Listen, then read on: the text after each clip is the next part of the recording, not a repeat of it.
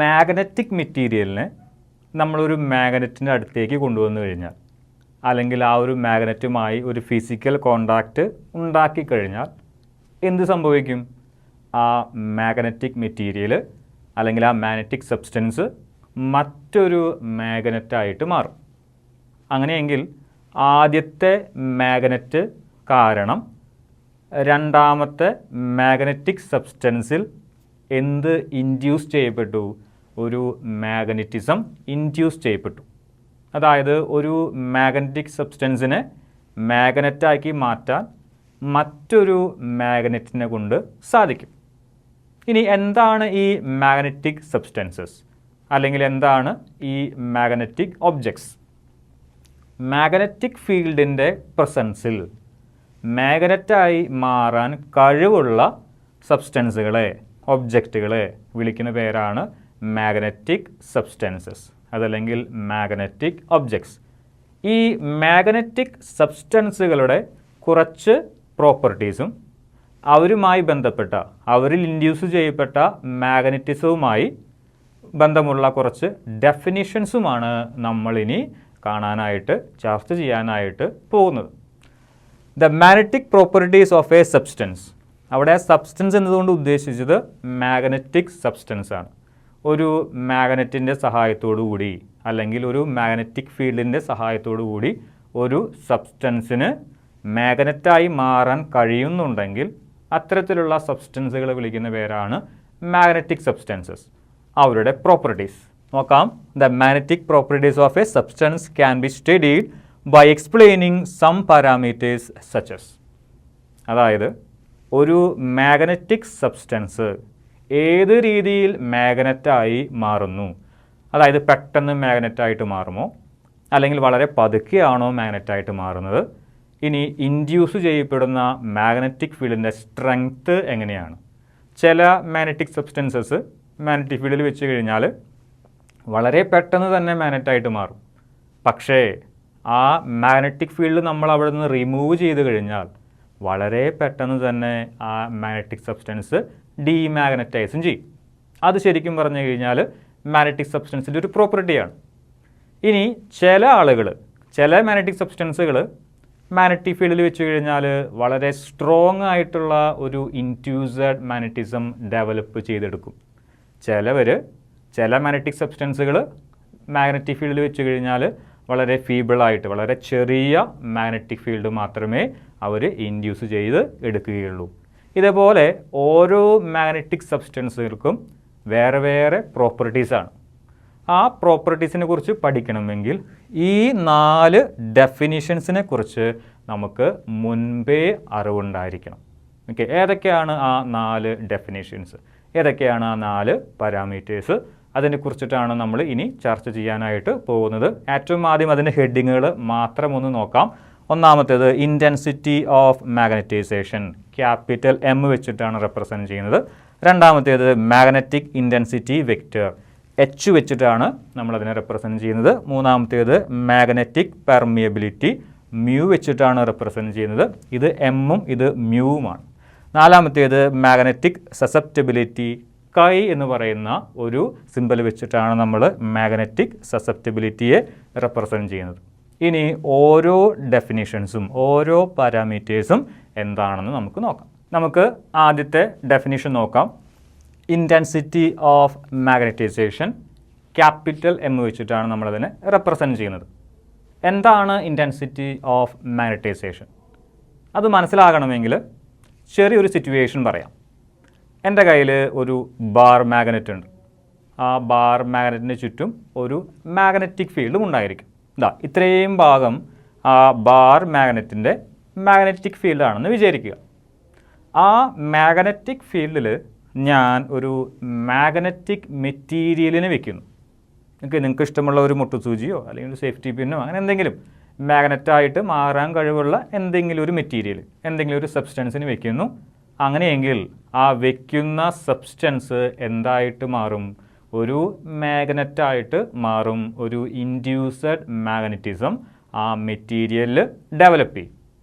അങ്ങനെയാണെങ്കിൽ എൻ്റെ മാർക്കർ പെന്നാണ് ഞാൻ അവിടെ വെച്ചിരിക്കുന്ന മാഗ്നറ്റിക് സബ്സ്റ്റൻസ് എന്ന് വിചാരിക്കുക. മാഗ്നറ്റിക് ഫീൽഡ് പ്രൊഡ്യൂസ് ചെയ്യുന്ന വേറെ ബാർ മാഗ്നറ്റ് അവിടെയുണ്ട്. അവൻ പ്രൊഡ്യൂസ് ചെയ്യുന്ന ബാർ മാഗ്നറ്റ് പ്രൊഡ്യൂസ് ചെയ്യുന്ന ഒരു മാഗ്നറ്റിക് ഫീൽഡിൽ ഞാൻ എൻ്റെ മാർക്കറിനെ വയ്ക്കുന്നു. മാർക്കർ ഒരു മാഗ്നറ്റിക് സബ്സ്റ്റൻസ് ആണെന്ന് വിചാരിക്കുക. അങ്ങനെയെങ്കിൽ മാർക്കർ എന്തായിട്ട് മാറും? ഒരു മാഗ്നറ്റായിട്ട് മാറും. ഒരു ഇൻഡ്യൂസഡ് മാഗ്നറ്റിസം ഇതിൽ ഡെവലപ്പ് ചെയ്യും. ബാർ മാഗ്നറ്റ് അല്ലെങ്കിൽ മാഗ്നറ്റിക് ഡൈപോളും കൂടിയാണ്. ഈ മാർക്കർ മാഗ്നറ്റായി മാറി എന്ന് ഞാൻ പറഞ്ഞു. അങ്ങനെയെങ്കിൽ ഈ മാർക്കർ എന്തും കൂടിയാണ്? ഒരു മാഗ്നറ്റിക് ഡൈപോളും കൂടിയാണ്. ഒരു മാഗ്നറ്റിക് ഡൈപോൾ മൊമെൻറ്റ് ഈ മാഗ്നറ്റായി മാറിയ മാർക്കർ പെന്നിന് ഉണ്ടാകും. അങ്ങനെ ഈ മാർക്കർ പെൻ, നമ്മുടെ മാഗ്നറ്റായിട്ട് മാറിയ മാർക്കർ പെൻ, അതിൻ്റെ മാഗ്നറ്റിക് ഡൈപോൾ മൊമെൻ്റ് ആണ് സ്മോൾ ലെറ്റർ എം എന്ന് വിചാരിക്കുക. ഇനി ഈ മാർക്കർ പെന്നിനൊരു വോളിയം ഉണ്ടാകും അല്ലേ? അപ്പോൾ ഇതിൻ്റെ ഏരിയ ഓഫ് ക്രോസ് സെക്ഷൻ എടുക്കുക, πr² എടുക്കുക, ഇൻറ്റു അതിൻ്റെ ലെങ്ത്ത് ചെയ്ത് കഴിഞ്ഞാൽ, ഇത് ഒരു സിലിണ്ട്രിക്കൽ ബോഡി ആയതുകൊണ്ടാണ് ഞാൻ അങ്ങനെ പറഞ്ഞത്. πr² എടുക്കുക, ഇൻറ്റു L ചെയ്ത് കഴിഞ്ഞാൽ അതിൻ്റെ വോളിയം കിട്ടും. ഈ മാർക്കർ പെൻ മാഗ്നറ്റായിട്ട് മാറി, മാഗ്നറ്റിക് ഡൈപോളായിട്ട് മാറി. ആ മാഗ്നറ്റിക് ഡൈപോളുമായി ബന്ധപ്പെട്ട ഡൈപോൾ മൊമെൻ്റ് ആണ് സ്മോൾ ലെറ്റർ എം വെക്റ്ററാണ്. ആ എം വെക്റ്ററിനെ ഇതിൻ്റെ വോളിയം കൊണ്ട് ഡിവൈഡ് ചെയ്യുക. അതായത് magnetic dipole moment developed in a magnetic substance in unit volume, it will be called as this capital M, intensity of magnetisation. വളരെ എളുപ്പമാണ്. വായിച്ചു നോക്കാം. ചെറിയൊരു എക്സ്പ്ലനേഷൻ കൊടുത്തിട്ടുണ്ട്, നമുക്കൊന്ന് വായിച്ചു നോക്കാം. When A magnetic material is placed in a magnetising field. എന്താണ് ഈ മാഗ്നറ്റൈസിങ് ഫീൽഡ് കൊണ്ട് അവർ ഉദ്ദേശിക്കുന്നത്? ബാർ മാഗ്നറ്റ് സപ്ലൈ ചെയ്യുന്ന, പ്രൊഡ്യൂസ് ചെയ്യുന്ന ആ ഫീൽഡിനെ വിളിക്കുന്ന പേരാണ് മാഗ്നറ്റൈസിങ് ഫീൽഡ്. ഒരു മാഗ്നറ്റിക് മെറ്റീരിയലിനെ മാഗ്നറ്റാക്കി മാറ്റാൻ നമ്മൾ പുറമേ നിന്ന് കൊടുക്കുന്ന ആ മാഗ്നറ്റിക് ഫീൽഡിനെ വിളിക്കുന്ന പേരാണ് magnetizing field. Then it gets magnetised. അതായത് മാഗ്നറ്റിക് സബ്സ്റ്റൻസ് മാഗ്നറ്റൈസിങ് ഫീൽഡിൽ വെച്ച് കഴിഞ്ഞാൽ ഈ മാഗ്നറ്റിക് സബ്സ്റ്റൻസ് എന്തായിട്ട് മാറും? മാഗ്നറ്റായിട്ട് മാറും. It gets magnetised. ഇനി the magnetic moment developed per unit volume of a material when placed in a magnetising field is called intensity of magnetisation. അതായത് നമ്മുടെ കയ്യിലുള്ള ഒരു മാഗ്നറ്റിക് മെറ്റീരിയലിനെ നമ്മൾ മാഗ്നറ്റൈസിങ് ഫീൽഡിൽ വെച്ച് കഴിഞ്ഞാൽ മാഗ്നറ്റിക് മെറ്റീരിയൽ മാഗ്നറ്റായിട്ട് മാറും, മാഗ്നറ്റിക് ഡൈപോളായിട്ട് മാറും. അതിനൊരു മാഗ്നറ്റിക് ഡൈപോൾ മൊമെൻറ്റും ഉണ്ടാകും. ആ ഡൈപോൾ മൊമെൻറ്റിനെ ഇതേ മാഗ്നറ്റിക് മെറ്റീരിയലിൻ്റെ വോളിയം കൊണ്ട് ഡിവൈഡ് ചെയ്ത് കഴിഞ്ഞാൽ കിട്ടുന്നതാണ് intensity of magnetisation, capital M. അതും ഒരു വെക്റ്ററാണ്. Capital M vector is equal to small letter M vector divided by volume. അതായത് magnetic dipole moment M developed per unit volume of a magnetic substance when it is placed in a magnetising field. Okay, വളരെ എളുപ്പമാണ് നമുക്ക് മനസ്സിലാക്കാനായിട്ട്. Capital M intensity of magnetisation, small letter M dipole moment, V എന്ന് പറഞ്ഞു കഴിഞ്ഞാൽ നമ്മൾ വയ്ക്കുന്ന ആ magnetic സബ്സ്റ്റൻസിൻ്റെ volume. Second definition, magnetic intensity vector. എന്താണ് magnetic intensity vector? It is defined as the magnetic field which produces an induced magnetism in a magnetic substance. വളരെയധികം എളുപ്പമുള്ള ഒരു ഡെഫിനിഷനാണ് മാഗ്നറ്റിക് ഇൻറ്റൻസിറ്റി വെക്റ്ററിൻ്റേത്. അതായത് നമ്മൾ നേരത്തെ പറഞ്ഞതുപോലെ ഒരു മാഗ്നറ്റിക് സബ്സ്റ്റൻസിനെ ഒരു മാഗ്നറ്റിക് ഫീൽഡിൽ വെച്ചപ്പോൾ ഈ മാഗ്നറ്റിക് സബ്സ്റ്റൻസ് എന്തായിട്ട് മാറി? മറ്റൊരു മാഗ്നറ്റായിട്ട് മാറി. ഒരു മാഗ്നറ്റിക് സബ്സ്റ്റൻസിനെ മാഗ്നറ്റാക്കി മാറ്റാൻ കഴിവുള്ള ആ മാഗ്നറ്റിക് ഫീൽഡിനെ വിളിക്കുന്ന പേരാണ് മാഗ്നറ്റിക് ഇൻറ്റൻസിറ്റി വെക്റ്റർ. അതായത് ഒരു ബാർ മാഗ്നറ്റ് ഉണ്ടെന്ന് വിചാരിക്കുക. ആ ബാർ മാഗ്നറ്റിന് ചുറ്റും ഒരു മാഗ്നറ്റിക് ഫീൽഡും ഉണ്ടെന്ന് വിചാരിക്കുക. ഈ മാഗ്നറ്റിക് ഫീൽഡിൽ ബാർ മാഗ്നറ്റ് പ്രൊഡ്യൂസ് ചെയ്യുന്ന ആ മാഗ്നറ്റിക് ഫീൽഡിൽ നമ്മൾ ഒരു മാഗ്നറ്റിക് സബ്സ്റ്റൻസിനെ വെച്ച് കഴിഞ്ഞാൽ ഈ മാഗ്നറ്റിക് സബ്സ്റ്റൻസ് മാഗ്നറ്റായിട്ട് മാറും. ഒന്ന് തിരിച്ച് പറയാം, മാഗ്നറ്റിക് സബ്സ്റ്റൻസിനെ ഒരു മാഗ്നറ്റാക്കി മാറ്റാൻ കഴിവുള്ള അതിന് ചുറ്റുമുള്ള ആ മാഗ്നറ്റിക് ഫീൽഡിനെ വിളിക്കുന്ന പേരാണ് എന്ത്? Magnetic intensity vector. ഡെഫിനേഷൻ ഒന്നുകൂടി വായിച്ചു നോക്കാം. It is defined as the magnetic field. It is the magnetic field which produces an induced magnetism in a magnetic substance. ഇതിന് ചുറ്റുമുള്ള ഈ മാഗ്നറ്റിക് ഫീൽഡ് കാരണമാണ് ഈ മാഗ്നറ്റിക് സബ്സ്റ്റൻസ് ഒരു മാഗ്നറ്റായിട്ട് മാറിയത്. അതായത് ഈ സബ്സ്റ്റൻസിൻ്റെ ഉള്ളിൽ ഒരു ഇൻഡ്യൂസ്ഡ് മാഗ്നറ്റിസം ഡെവലപ്പ് ചെയ്തു. ഈ സബ്സ്റ്റൻസിന് ഇൻഡ്യൂസ്ഡ് മാഗ്നറ്റിസം ഡെവലപ്പ് ചെയ്യാൻ ഹെൽപ്പ് ചെയ്തത് അതിന് ചുറ്റുമുള്ള ആ മാഗ്നറ്റിക് ഫീൽഡാണ്. അങ്ങനെയെങ്കിൽ അതിന് ചുറ്റുമുള്ള ആ മാഗ്നറ്റിക് ഫീൽഡിനെ വിളിക്കുന്ന പേരാണ് magnetic intensity vector H, capital H. ഇനി ക്യാപിറ്റൽ എച്ചിന് നമുക്കൊരു ഡെഫിനേഷൻ ഉണ്ട്, അതുപോലെ തന്നെ ഒരു ഇക്വേഷൻ ഉണ്ടാക്കിയെടുക്കണം. മാഗ്നറ്റിക് ഇൻറ്റൻസിറ്റി വെക്റ്റർ എച്ചിന് ഒരു ഇക്വേഷൻ ഉണ്ടാക്കിയെടുക്കണം. നോക്കാം നമുക്ക് ഏത് രീതിയിലായിരിക്കും നമുക്ക് ഇക്വേഷൻ ഡിറൈവ് ചെയ്യാനായിട്ട് സാധിക്കുക. രണ്ട് കാര്യങ്ങൾ കൊടുത്തിരിക്കുന്നു. ഒന്ന് capital B, induced magnetic field. രണ്ടാമത്തേത് എച്ച്, മാഗ്നറ്റൈസിങ് ഫീൽഡ്. അതായത് മാഗ്നറ്റിക് ഇൻറ്റൻസിറ്റി വെക്റ്ററിനെ വിളിക്കുന്ന മറ്റൊരു പേരാണ് മാഗ്നറ്റൈസിങ് ഫീൽഡ്. അതായത് ഒരു മാഗ്നറ്റിക് മെറ്റീരിയലിനെ മാഗ്നറ്റാക്കി മാറ്റുന്ന field, magnetising field, capital H. ഇനി ഈ ഒരു സബ്സ്റ്റൻസ്, ഈ ഒരു മാഗ്നറ്റിക് മെറ്റീരിയൽ എന്തായി മാറിയെന്ന് പറഞ്ഞു? ഒരു മാഗ്നറ്റായി മാറിയെന്ന് പറഞ്ഞു. ഓക്കെ, അങ്ങനെയാണെങ്കിൽ ഇതിൻ്റെ ഉള്ളിൽ എന്തുണ്ട്? ഒരു മാഗ്നറ്റിസം ഉണ്ട്. മാഗ്നറ്റിക് സബ്സ്റ്റൻസിൻ്റെ ഉള്ളിൽ ഒരു മാഗ്നറ്റിസം ഉണ്ട്. ആ മാഗ്നറ്റിസത്തിനെ വിളിക്കുന്ന പേരാണ് ഇൻഡ്യൂസ്ഡ് മാഗ്നറ്റിക് ഫീൽഡ്. ഓൾറെഡി ഒരു ബാർ മാഗ്നറ്റ് നമ്മുടെ കയ്യിലുണ്ട്, അതിന് ചുറ്റും ഒരു മാഗ്നറ്റിക് ഫീൽഡും ഉണ്ട്. മാഗ്നറ്റിക് സബ്സ്റ്റൻസിനെ വയ്ക്കുന്നു, മാഗ്നറ്റിക് സബ്സ്റ്റൻസ് ഒരു മാഗ്നറ്റായിട്ട് മാറുന്നു. ഈ മാഗ്നറ്റായിട്ട് മാറിയ ഈ മാഗ്നറ്റിക് സബ്സ്റ്റൻസ് പ്രൊഡ്യൂസ് ചെയ്യുന്ന മാഗ്നറ്റിക് ഫീൽഡിനെ വിളിക്കുന്ന പേരാണ് ഇൻഡ്യൂസ്ഡ് മാഗ്നറ്റിക് ഫീൽഡ്. അതായത് ഇപ്പോൾ നമ്മുടെ കയ്യിൽ രണ്ട് മാഗ്നറ്റിക് ഫീൽഡുകളുണ്ട്. ഒന്ന് ബാർ മാഗ്നറ്റ് പ്രൊഡ്യൂസ് ചെയ്യുന്ന മാഗ്നറ്റിക് ഫീൽഡും രണ്ടാമത്തേത് മാഗ്നറ്റായി മാറിയ ഈ മാഗ്നറ്റിക് സബ്സ്റ്റൻസ് പ്രൊഡ്യൂസ് ചെയ്യുന്ന മാഗ്നറ്റിക് ഫീൽഡും. രണ്ടാമത്തെ മാഗ്നറ്റിക് ഫീൽഡിന്, അതായത് മാഗ്നറ്റായിട്ട് മാറിയ മാഗ്നറ്റിക് സബ്സ്റ്റൻസ് പ്രൊഡ്യൂസ് ചെയ്യുന്ന മാഗ്നറ്റിക് ഫീൽഡിനെ വിളിക്കുന്ന പേരാണ് induced magnetic field. H, magnetizing field. ഇതിനെ മാഗ്നറ്റാക്കി മാറ്റിയ മാഗ്നറ്റിക് ഫീൽഡ്. ഇവർ രണ്ടുപേരും ഡയറക്റ്റ്ലി പ്രൊപ്പോർഷണലാണ്. അതായത് ബി പ്രൊപ്പോർഷണൽ ടു എച്ച്. അതായത് നിങ്ങൾക്ക് കൂടുതൽ ഇൻഡ്യൂസ്ഡ് മാഗ്നറ്റിക് ഫീൽഡ് വേണമെങ്കിൽ, ഇതിനെ വളരെ ശക്തിയേറിയ ഒരു മാഗ്നറ്റായിട്ട് മാറ്റണമെങ്കിൽ ഇതിന് ചുറ്റുമുള്ള മാഗ്നറ്റിക് ഫീൽഡും സ്ട്രോങ് ആയിരിക്കണം. അതായത് ഇൻഡ്യൂസ്ഡ് മാഗ്നറ്റിക് ഫീൽഡ്, ഇതിലെ induced magnetic field directly proportional to magnetising field, B proportional to H. ഈ പ്രൊപ്പോർഷണാലിറ്റി സൈനെ മാറ്റുന്നതിനായി ഞാനൊരു കോൺസ്റ്റൻറ്റിനെ കൊണ്ടുവരികയാണ്. B equal to mu into H. ഇതിൽ ഈ മ്യൂവിനെ വിളിക്കുന്ന പേരാണ് permeability of the medium. Permittivity നമ്മൾ ഇലക്ട്രോസ്റ്റാറ്റിക്സിൽ കണ്ടിട്ടുള്ളതാണ്. പെർമിയബിലിറ്റി മാഗ്നറ്റിസവുമായി ബന്ധപ്പെട്ടതാണ്. ഇനി മ്യൂ 0 ആയിരുന്നെങ്കിൽ, സഫിക്സ് 0 കൂടി ഉണ്ടായിരുന്നെങ്കിൽ നമുക്ക് അതിനെ എന്ത് വിളിക്കാമായിരുന്നു? പെർമിയബിലിറ്റി ഓഫ് ഫ്രീ സ്പേസ് എന്ന് വിളിക്കാമായിരുന്നു. ഇവിടെ അത് പറ്റില്ല, ഇവിടെ മ്യൂ മാത്രമേ ഉള്ളൂ. അതായത് permeability of the medium. B എന്ന് പറഞ്ഞു കഴിഞ്ഞാൽ ഇൻഡ്യൂസ്ഡ് മാഗ്നറ്റിക് ഫീൽഡാണ്. മ്യൂ എന്ന് പറഞ്ഞു കഴിഞ്ഞാൽ പെർമിയബിലിറ്റി ഓഫ് ദ മീഡിയമാണ്. എച്ച് എന്ന് പറഞ്ഞു കഴിഞ്ഞാൽ മാഗ്നറ്റൈസിങ് ഫീൽഡുമാണ്. എന്തായിരുന്നു നമ്മുടെ ഉദ്ദേശം? മാഗ്നറ്റിക് ഇൻറ്റൻസിറ്റി വെക്റ്റർ അല്ലെങ്കിൽ മാഗ്നറ്റൈസിങ് ഫീൽഡിന് ഒരു ഇക്വേഷൻ കണ്ടെത്തുക എന്നുള്ളതായിരുന്നു നമ്മുടെ ഉദ്ദേശം. അങ്ങനെയെങ്കിൽ നിങ്ങൾ ഈ ഒരു മ്യൂവിനെ ലെഫ്റ്റ് സൈഡിലേക്ക് കൊണ്ടുവന്നാൽ മതി.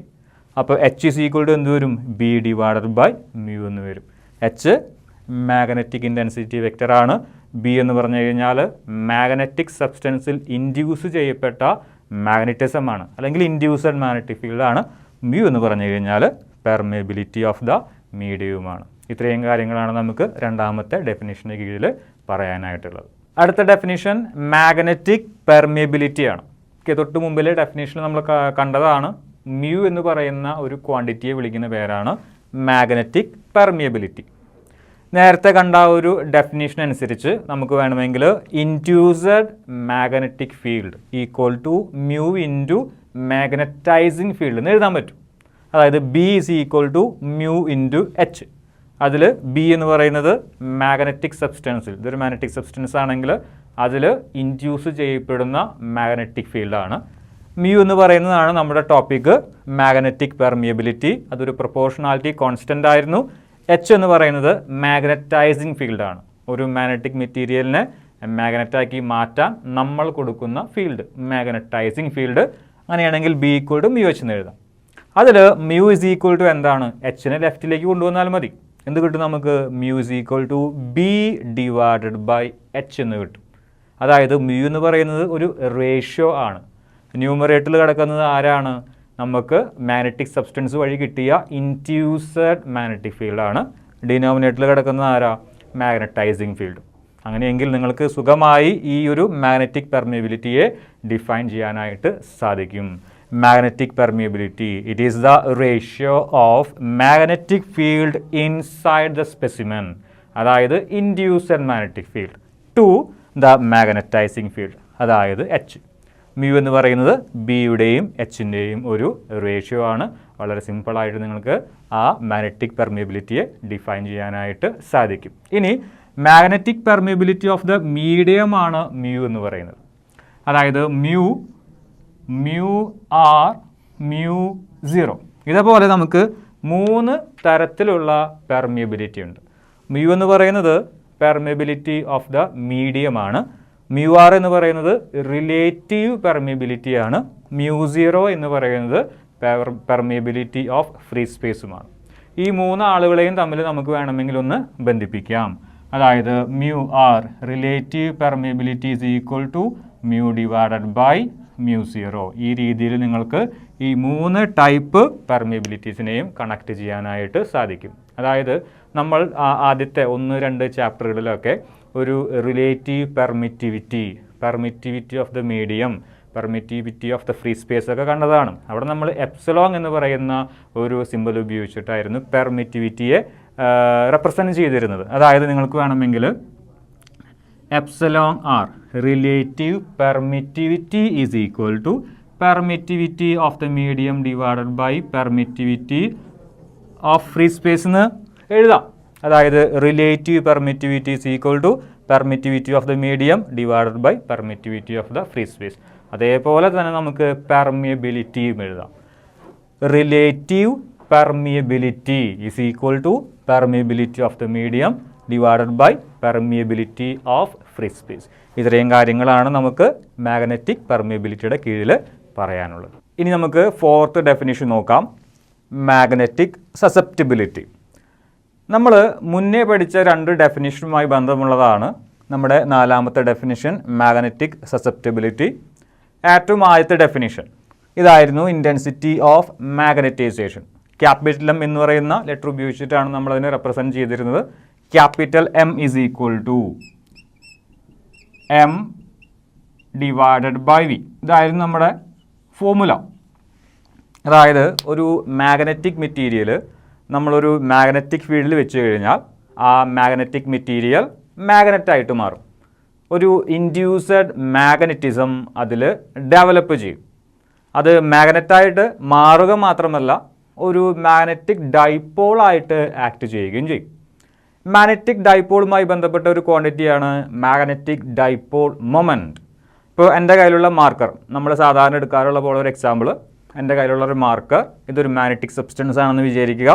ഇതിന് ഞാൻ ഒരു മാഗ്നറ്റിക് ഫീൽഡിൽ വെച്ച് കഴിഞ്ഞാൽ ഈ മാഗ്നറ്റിക് മെറ്റീരിയൽ മാഗ്നറ്റായിട്ട് ആക്ട് ചെയ്യുകയും നിങ്ങൾക്ക് ഇതിനെ ഒരു മാഗ്നറ്റിക് ഡൈപോളായി കൺസിഡർ ചെയ്യുകയും ചെയ്യാം. ഇതിന് ഒരു മാഗ്നറ്റിക് ഡൈപോൾ മൊമെൻറ്റ് ഉണ്ടായിരിക്കും. അങ്ങനെ ഇതിൽ ഇൻഡ്യൂസ് ചെയ്യപ്പെട്ട മാഗ്നറ്റിക് ഡൈപോൾ മൊമെൻ്റാണ് എം, സ്മോൾ ലെറ്റർ എം. ഇതിൻ്റെ വോളിയമാണ് ഇവിടെ കൊടുത്തിരിക്കുന്ന വി. അങ്ങനെയെങ്കിൽ magnetic dipole moment induced developed per unit volume of the material. Unit വോളിയത്തിൽ ഇൻഡ്യൂസ് ചെയ്യപ്പെട്ട അല്ലെങ്കിൽ ഡെവലപ്പ് ചെയ്യപ്പെട്ട മാഗ്നറ്റിക് ഡൈപോൾ മൊമെൻറ്റിനെ വിളിക്കുന്ന പേരാണ് ഇൻറ്റൻസിറ്റി ഓഫ് മാഗ്നറ്റൈസേഷൻ. മുന്നേ പഠിച്ച കാര്യമാണ്. അതുപോലെ തന്നെ മാഗ്നറ്റിക് ഇൻറ്റൻസിറ്റി വെക്റ്റർ, അല്ലെങ്കിൽ നമുക്കതിനെ വിളിക്കാം മാഗ്നറ്റൈസിങ് ഫീൽഡ്. ഇതേപോലെയുള്ള ഒരു മാഗ്നറ്റിക് മെറ്റീരിയലിനെ ഒരു മാഗ്നറ്റാക്കി മാറ്റാൻ കഴിവുള്ള ആ മാഗ്നറ്റിക് ഫീൽഡിനെ വിളിക്കുന്ന പേരാണ് intensity vector, magnetic intensity vector. അതും അല്ലെങ്കിൽ വളരെ ചുരുങ്ങിയ രീതിയിൽ നിങ്ങൾക്കതിനെ മാഗ്നറ്റൈസിങ് ഫീൽഡ് എന്ന് വിളിക്കാം. മാഗ്നറ്റിക് മെറ്റീരിയലിനെ മാഗ്നറ്റാക്കി മാറ്റുന്ന ആ മാഗ്നറ്റിക് ഫീൽഡാണ് മാഗ്നറ്റൈസിങ് ഫീൽഡ്.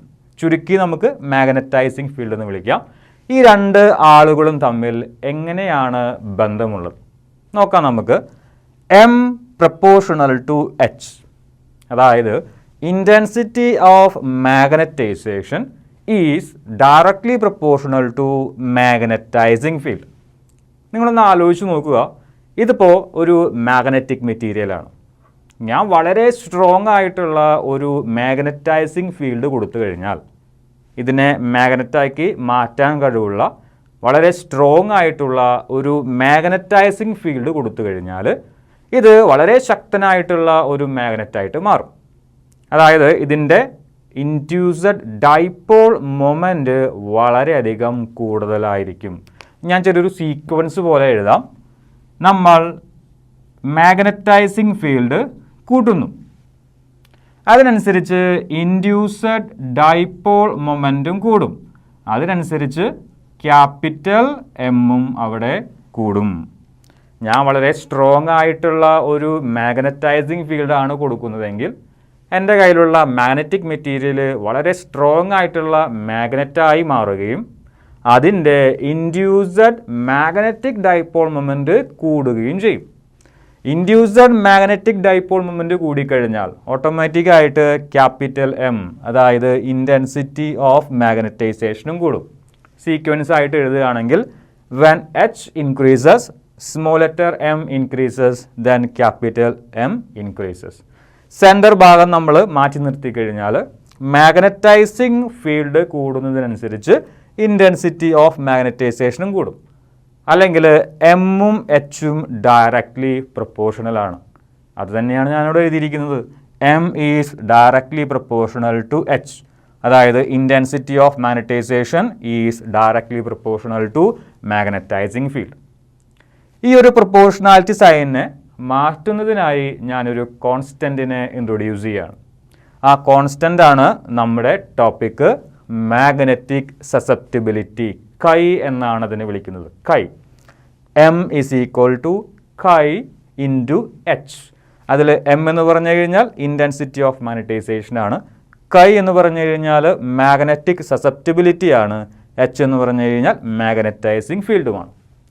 നമുക്ക് വേണ്ടത് ഈ കൈനെയാണ്. അങ്ങനെയെങ്കിൽ കൈനെ അവിടെ നിർത്തിയിട്ട് എച്ചിനെ ലെഫ്റ്റിലേക്ക് കൊണ്ടുവരിക. ഇക്വേഷൻ എങ്ങനെ മാറും? Chi is equal to M divided by H. ഇനി നിങ്ങൾക്ക് സുഖമായി ഈ ഒരു മാഗ്നറ്റിക് സസെപ്റ്റിബിലിറ്റിയെ ഡിഫൈൻ ചെയ്യാനായിട്ട് സാധിക്കും. ഒരു റേഷ്യോ ആണെന്ന് പറഞ്ഞാൽ മതി. അതിൻ്റെ ഡെഫിനിഷൻ താഴെ കൊടുത്തിട്ടുണ്ട്. Magnetic susceptibility of a specimen is the ratio of its magnetisation, അതായത് capital M, to the magnetising field. വളരെ എളുപ്പത്തിൽ നിങ്ങൾക്ക് ഈ ഒരു കൈയെ അല്ലെങ്കിൽ മാഗ്നറ്റിക് സസെപ്റ്റിബിലിറ്റിയെ ഡിഫൈൻ ചെയ്യാനായിട്ട് സാധിക്കും. എമ്മും എച്ചും തമ്മിലുള്ള റേഷ്യോ ആണെന്ന് പറഞ്ഞാൽ മതി. അതിൽ എം എന്ന് പറഞ്ഞു കഴിഞ്ഞാൽ ഇൻറ്റൻസിറ്റി ഓഫ് മാഗ്നറ്റൈസേഷൻ ആണ്, എച്ച് എന്ന് പറഞ്ഞു കഴിഞ്ഞാൽ മാഗ്നറ്റൈസിങ് ഫീൽഡാണ്. ആ ഡെഫിനേഷൻ, ആ സ്റ്റേറ്റ്മെൻറ്റ് ഒന്നുകൂടി നമുക്കൊന്ന് വായിച്ചു നോക്കാം. Magnetic susceptibility of a specimen, ഓരോ മെറ്റീരിയലിനും ഡിഫറെൻ്റ് ആയിരിക്കും. ഓക്കെ, ചിലപ്പോൾ ഇതിപ്പോൾ ഒരു അയൺ പീസ് ആണെങ്കിൽ അയണിൻ്റെ മാഗ്നറ്റിക് സസെപ്റ്റിബിലിറ്റി ആയിരിക്കില്ല വേറെ തരത്തിലുള്ള ഒരു മാഗ്നറ്റിക് മെറ്റീരിയലിന്. ഓരോ മെറ്റീരിയൽ മാറുന്നതിനനുസരിച്ചും അവയുടെ മാഗ്നറ്റിക് സസെപ്റ്റിബിലിറ്റിയുടെ വാല്യൂ മാറിക്കൊണ്ടേയിരിക്കും. ഏതെങ്കിലും ഒരു സ്പെസിമെൻ്റെ മാഗ്നറ്റിക് സസെപ്റ്റിബിലിറ്റി എന്ന് പറയുന്നത് എന്താണ്? റേഷ്യോ ആണ്. It is a ratio. ആര് തമ്മിലുള്ളതാണ്? റേഷ്യോ ഓഫ് ഇറ്റ്സ് മാഗ്നറ്റൈസേഷൻ, അതായത് capital M to the magnetising field. ഇത്രയുമാണ് നമുക്ക് നാലാമത്തെ ഡെഫിനിഷൻ മാഗ്നറ്റിക് സസെപ്റ്റിബിലിറ്റിയെക്കുറിച്ച് പറയാനുള്ളത്.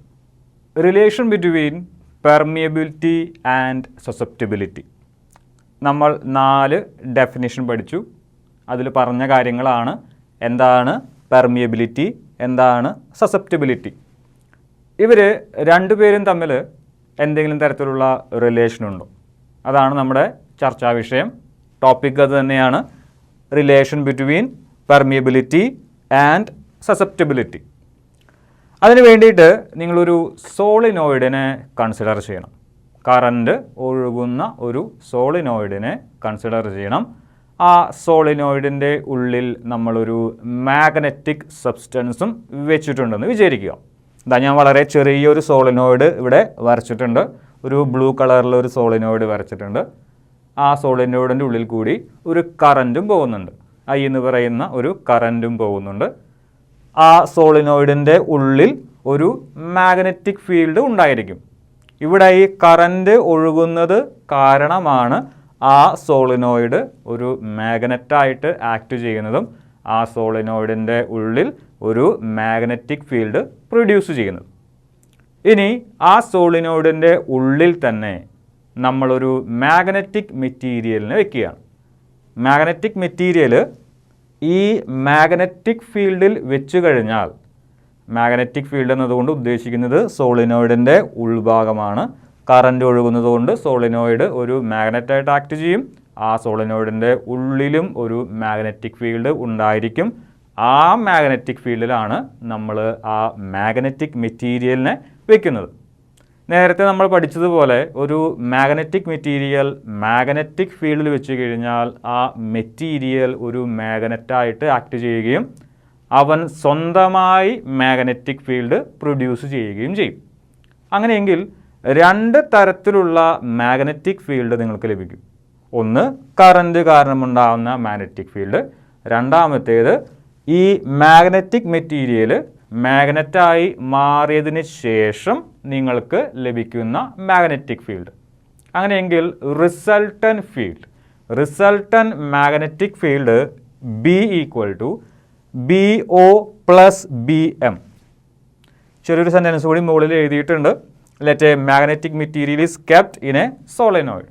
കറണ്ട് വഹിക്കുന്ന, കറണ്ട് ക്യാരി ചെയ്യുന്ന ഒരു സോളിനോയിഡിൻ്റെ ഉള്ളിൽ നമ്മളൊരു മാഗ്നറ്റിക് മെറ്റീരിയൽ വെച്ചിട്ടുണ്ട്. അങ്ങനെയെങ്കിൽ രണ്ട് തരത്തിലുള്ള മാഗ്നറ്റിക് ഫീൽഡ് നമുക്ക് ലഭിക്കും. ഒന്ന് കറണ്ട് കാരണം ആ സോളിനോയിഡിൻ്റെ ഉള്ളിൽ സ്വാഭാവികമായും ഉണ്ടാകുന്ന മാഗ്നറ്റിക് ഫീൽഡ്, അതാണ് നമ്മൾ BO എന്ന് എഴുതിയിരിക്കുന്നത്, അല്ലെങ്കിൽ B0 എന്ന് എഴുതിയിരിക്കുന്നത്. Field due to current, magnetic field due to current. ഇനി ആ മാഗ്നറ്റിക് മെറ്റീരിയൽ ഇപ്പോൾ ആരായി മാറിക്കഴിഞ്ഞു? ഒരു മാഗ്നറ്റായി മാറിക്കഴിഞ്ഞു. ആ മാഗ്നറ്റും എന്ത് പ്രൊഡ്യൂസ് ചെയ്യും? മറ്റൊരു മാഗ്നറ്റിക് ഫീൽഡ് പ്രൊഡ്യൂസ് ചെയ്യും. അതിനെയാണ് നമ്മൾ BM എന്ന് വിളിച്ചിരിക്കുന്നത്. BM equal to field due to magnetisation. അതായത് ആ മാഗ്നറ്റിക് മെറ്റീരിയൽ മാഗ്നറ്റായിട്ട് മാറി അവന് സ്വന്തമായി മാഗ്നറ്റിക് ഫീൽഡ് ഇപ്പോൾ പ്രൊഡ്യൂസ് ചെയ്യാനായിട്ട് സാധിക്കും. അങ്ങനെ പ്രൊഡ്യൂസ് ചെയ്യുന്ന മാഗ്നറ്റിക് ഫീൽഡാണ് BM.